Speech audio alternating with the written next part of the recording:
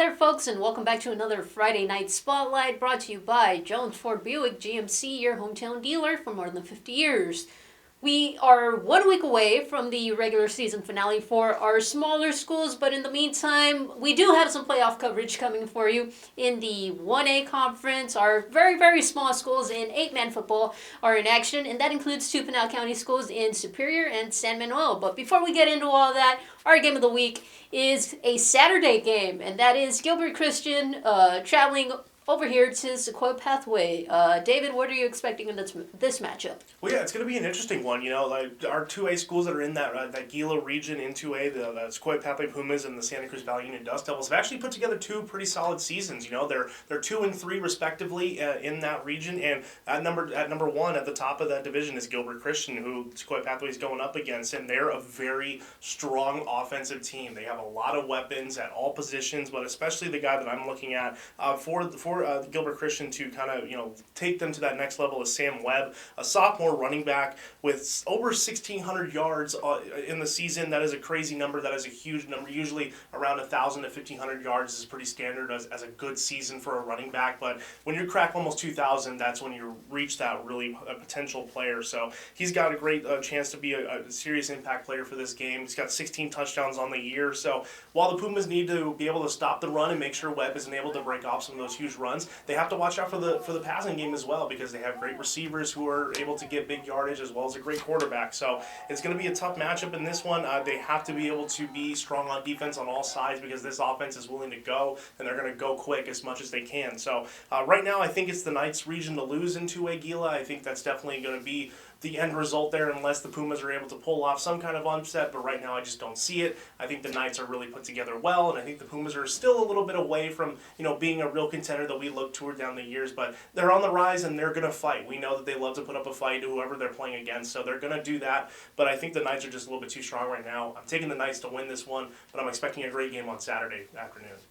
So, looking at the AIA Power Rankings, currently Gilbert Christian is number 12 and Sequoia Pathway is number 17. In the 2A conference, winning the region still matters. If you win the region, you get that automatic bid.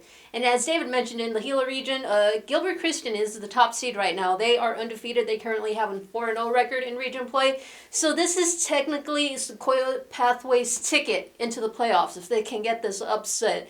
If they get the upset and then hang on to defeat Santa Cruz next week, hey, they're easily in. But if not, they're going to be on the outside looking in. In order for the Pumas to be successful on Saturday, guys like we've talked about them all season long, Norian Banks, their leading rusher with 1,027 yards and 10 touchdowns. But we also got to talk about some of the other guys who may go unnoticed given that Banks gets all this attention. And that is Levon Neal. He leads the team. He doesn't lead the team, but he's one of the team's top tacklers with 33. He's also has 452 rushing yards, 4 touchdowns. And then TJ Cali, pretty similar to Neal, 31 tackles. But he's one of the go-to guys for freshman quarterback Vinny Sanchez on the opposite end. 331 receiving yards and 2 touchdowns. We also got to talk about some of their incoming transfers who weren't available for that first half of the season, which kind of did hurt the Pumas. Guys like Kevin McIntosh in 2 games already, 264 rushing yards, 5 touchdowns.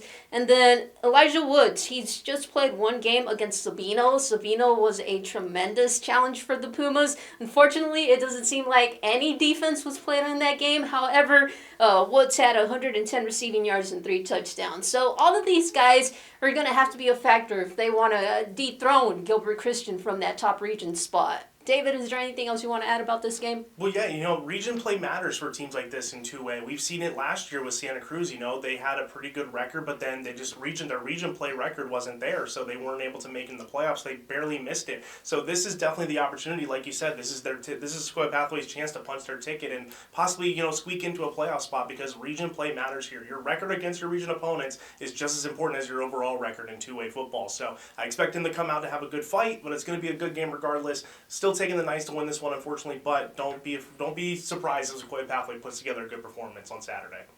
All right, and David, what's your what to watch? My one to watch is Poston Butte and Benjamin Franklin going up in 4A now. Poston Butte had a great win against their region rival Apache Junction.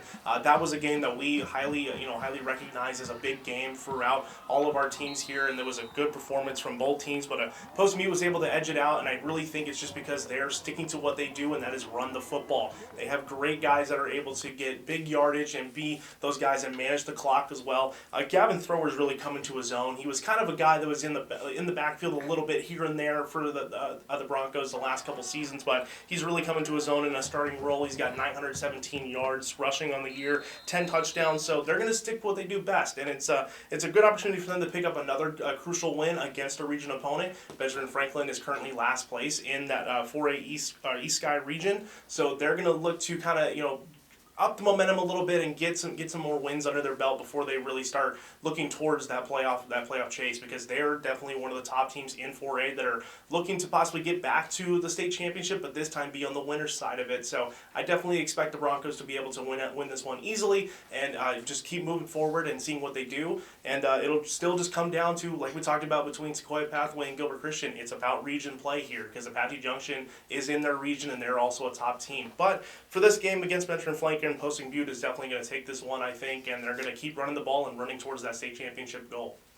All right, and now my what to watch, as I mentioned earlier on, is a 1A conference matchup. I mentioned it. Superior and San Manuel are playing in the first round of the 1A state tournament. This is a Friday game. The winner moves on and plays top-seeded Hayden. But looking at San Manuel and Superior, very similar teams here. San Manuel is carrying a 7-2 record, Superior 6-3. Looking at the Miners, they are led by Ralphie Valencia. He is their quarterback, 678 passing yards, 9 touchdowns and 4 interceptions. But because it is 8-man football, these guys play both sides of the ball. They do a really solid job. And on defense, he had 7 interceptions for 137 yards. This is pretty key here. The Miners' run game equally as impressive with guys like Matias Medina, Dominic Rodriguez, and Isaiah Huerta. As a team, over 16,000 rushing yards and 23 touchdowns. This is going to be key here to see how Superior can slow down their running game. Looking at the Panthers, it's kind of tough to figure out which Superior team is going to show up. They are under a new quarterback this time around in Marcos Galindo. He has only played about 2 games for the Panthers because their starting quarterback in Adam Lopez went down and is done for the season. But so far, Galindo has done a pretty solid job, 331 passing yards and 3 touchdowns. He has a 42% completion rate. But the 2 guys on the Superior team who really get everything going are David Drennan and Zach Duarte. They do it on both sides of the ball, as I mentioned for the Miners in Valencia. Drennan, over 1,000 rushing yards, 200 receiving yards, and 11 touchdowns total. And then Duarte, he leads the team in tackles, and he has 19 sacks. So it's always a really good matchup when it comes to Pinal County rivals. I think the San Manuel Superior rivalry kind of takes the cake. It's up there with the whole Coolidge and Florence, Coolidge and Santa Cruz, or CG Union and Vista. It's always going to be a good game, and I expect nothing less from this one. David, is there anything else you want to add? Well, I'm just glad we're finally getting a chance to showcase our 1A teams. They're kind of tucked away a little bit, but now we got playoffs coming up. We're getting a little bit of a sliver of playoff football coming up already to get us ready for our 2A through 5A teams. So 1A football is definitely still going to be fun to watch. So this Superior game, I'm excited to go out there and check it out, and it's going to be a good one. All right, that pretty much does it for this week's episode. Real quickly, here are our picks. Still have a slight lead over David. We'll see if that continues this week. And as always, be sure to tune in next week.